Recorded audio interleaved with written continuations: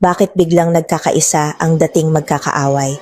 Hindi dahil mahal nila ang bayan, kundi dahil takot sila kay Sara Duterte.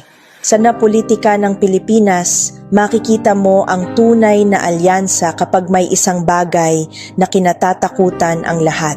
At ngayon, iisa ang takot nila, huwag lang manalo si Sara. Kasi alam nila ang mangyayari kapag hindi nila kakampi ang presidente.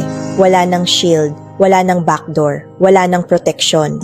Lahat ng tinabunan, lahat ng itinago, lahat ng ninakaw, may babalikan. Flood control scams, 100 billion insertions, ghost projects, lahat may resibo. Kaya kahit pink, yellow, red, elite o oligarch, kaya nilang magsama-sama, hindi para sa bayan, kundi para sa sariling kaligtasan. Na hindi nila kinatatakutan si Sara dahil masama siya. Kinatatakutan nila siya dahil hindi siya hawak. Dahil kapag siya ang nanalo, hustisya ang hahawak sa kanila. At ito ang totoo, kung hindi nila kakampi ang magiging presidente, lahat sila may posibilidad na makulong. Kaya ngayon, desperado sila. Hindi sila takot sa politika, takot